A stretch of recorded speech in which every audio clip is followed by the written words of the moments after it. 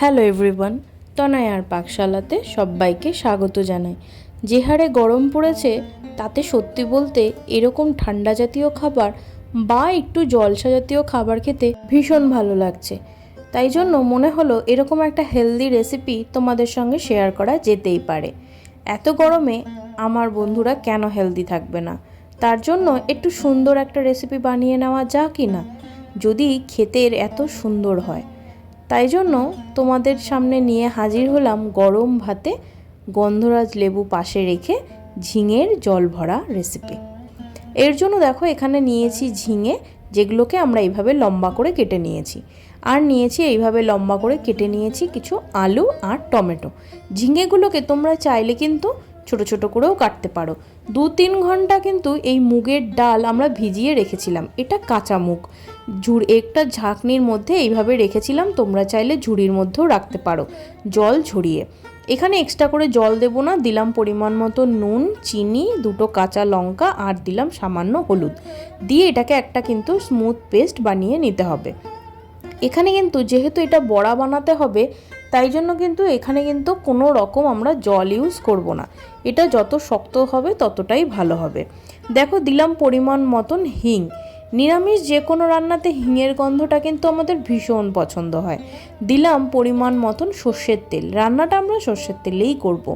তাই জন্য দেখো দিলাম এখানে 1 চামচ মতন কালো জিরে আর দিলাম কিছু চিড়ে নেওয়া কাঁচা লঙ্কা ফোড়নে। এবার প্রথমে আলুগুলোকে খুব ভালো করে একটু গোল্ডেন ব্রাউন করে ভেজে নিতে হবে। এখানে প্রথমেই আমরা ঝিঙেটাকে দেব না, তোমরা চাইলে কিন্তু ঝিঙে এইভাবে লম্বা করে বা ছোট ছোট বক্স করেও কাটতে পারো, যেরকম আমরা আলু পোস্ত খাই ঠিক সেরকমভাবে। কিন্তু আমার মনে হয় ওইভাবে করলে কিন্তু বেশি গলে যায় এবং সেটা ভালো লাগে না। মশলার জন্য নিলাম পোস্ত, কালো সর্ষে আর সাদা সর্ষে। তোমাদের কাছে যদি সাদা সর্ষে বা কালো সর্ষে যে কোনো একটা থাকে তাহলেও চলবে। এবার দেখো এখানে ঝিঙেগুলোকে এইভাবে এবার দিয়ে দিতে হবে, যাতে ঝিঙেটা দিয়ে প্রথমেই যদি দিয়ে দিতাম জল বেরিয়ে যেত, তাতে আলু কিন্তু সুন্দর ভাজা হতো না। এবার দেখো গ্যাসের ফ্লেমটাকে একটু বাড়িয়ে রেখে কিন্তু আমাদের ঝিঙেটাকে ভাজতে হবে। এখানে আমরা কিন্তু কোনো রকম নুন ইউজ করিনি, তবে নুনের পরিমাণটা এবার আমরা দেব, সেটা সম্পূর্ণ তোমরা তোমাদের স্বাদ অনুযায়ী দিও। দিয়ে দিল মা পরিমাণ মতন নুন আর একদম 1 চিমটি দিল হলুদ। এই রান্নাটা একটু সাদাটে সাদাটে হলে বেশ ভালো লাগে, কিন্তু তোমরা যদি সেরকমটা পছন্দ না করো তাহলে কিন্তু হলুদ গুঁড়ো দিতে পারো, তাতে কিন্তু কোনো অসুবিধা নেই। দেখো দিয়ে খুব ভালো করে এইভাবে নাড়িয়ে নিতে হবে। এতে কিন্তু জল কিন্তু খুব কম বেড়ায় ঝিঙা থেকে, যদি তোমরা গ্যাসের ফ্লেমটাকে হাইতে রেখে করতে পারো। আর ঢাকা চাপা দিয়ে যদি কমিয়ে দাও তাহলে অনেকখানি জল বেরিয়ে যায় এবং এটা মজে গেলে একদম ভালো লাগে না। এটা তো এমনিই মজে যাবে ঝিঙে।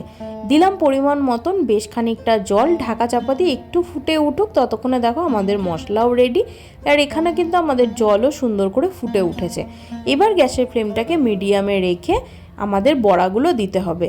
দেখো তোমরা আশা করি দেখে বুঝতে পারছো ঝিঙেটা কিন্তু একদম মজে যায়নি, একটু হালকা মজেছে আর আলুও আমাদের সিদ্ধ হয়ে গিয়েছে।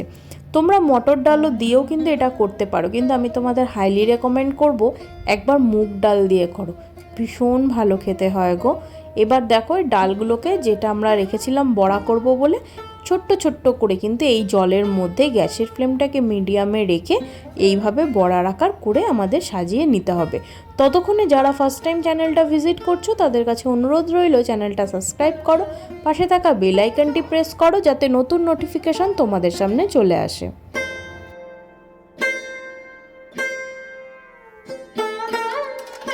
সম্পূর্ণ বড়া কিন্তু আমাদের দিয়ে দেওয়া হয়ে গেছে। এবার ঢাকা চাপা দিয়ে 7 থেকে 10 মিনিট মতন অপেক্ষা করব। ততক্ষণে আমাদের বড়া কিন্তু বেশ সুন্দর জমাট বেঁধে আসবে। চলো 7 মিনিট হয়ে গিয়েছে, তোমাদের একবার চেক করিয়ে নিই। দেখো খুন্তি দিয়ে আলতো হাতে এইভাবে একটু নাড়িয়ে নিতে হবে। আমাদের বড়া কিন্তু বেশ টাইট হয়ে গিয়েছে। ঝোলটা একটু বেশি রেখো, কারণ যেহেতু জল ভরা সেহেতু কিন্তু একটু জল জল থাকলে বেশ ভালো লাগে। আর এইখানে কিন্তু ঝোলটাও কিন্তু এই বড়াতে টেনে অনেকটা ফুলে উঠবে। এবার ওপর থেকে দিয়ে দিলাম এইভাবে টমেটো দিয়ে আবারও একটু ভালো করে নাড়িয়ে নিতে হবে। ভালো লাগছে ভিডিওটা? এটা কিন্তু ভীষণ হেলদি এবং খুব টেস্টি হয় খেতে। সেই মশলাটার মধ্যে দিলাম সামান্য একটু কাশ্মীরি লঙ্কার গুঁড়ো। দিয়ে এবার দেখো মশলাটাকে ওপর থেকে এইভাবে দিয়ে দিতে হবে আমাদের ঝিঙে, আলু, টমেটো আর বড়ার মধ্যে। ব্যাস, এবার আলতো হাতে গ্যাসের ফ্লেমটাকে মিডিয়াম টু হাইতে দিয়ে একটু নাড়াচাড়া দিয়ে কিন্তু এটাকে আর কিছুক্ষণের জন্য ঢাকা চাপা দেবো, যাতে টমেটোটাও একটু মজে আসে। আরও 5 মিনিট অপেক্ষা করার পর ঢাকনা তুলে নিলাম। দেখো আমাদের কিন্তু ঝিঙের জল বড়া একদম রেডি। দেখো কি সুন্দর দলা পাকিয়ে গিয়েছে না, আর একটা বড়াও কিন্তু ভেঙে যায়নি, আর ঝিঙেগুলোও কিন্তু একদম গোটা গোটা রয়েছে, কিন্তু সিদ্ধ হয়ে গিয়েছে। দিলাম কিছু পরিমাণ মতন চিড়ে নেওয়া কাঁচা লঙ্কা, যেহেতু নিরামিষ রান্না একটু মিষ্টি মিষ্টি হলে বেশ ভালো লাগে, তাই দিয়েছিল চিনি, আর ওপর থেকে দিল বেশ খানিকটা পরিমাণে কাঁচা সর্ষের তেল। ভালো লাগলো ভিডিওটা? এটা কিন্তু গরম ভাতে ভীষণ ভালো লাগবে খেতে। ভালো লাগলো? ঢাকা চাপা দিয়ে স্ট্যান্ডিং টাইমে কিছুক্ষণ রাখার পর চলো এটাকে পরিবেশন করা যাক।